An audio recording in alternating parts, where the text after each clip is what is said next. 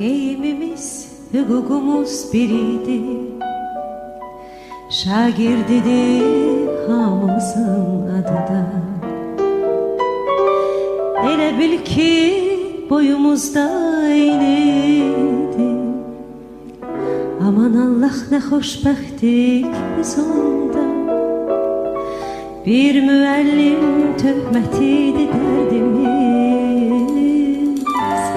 Bir töhmətdən için yanırdı.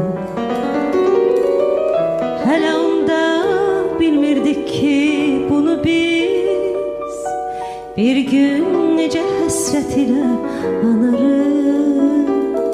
Dünya bizim için ağırdı. Min arzuyla alışırdık, yanırdık. Özümüzü biz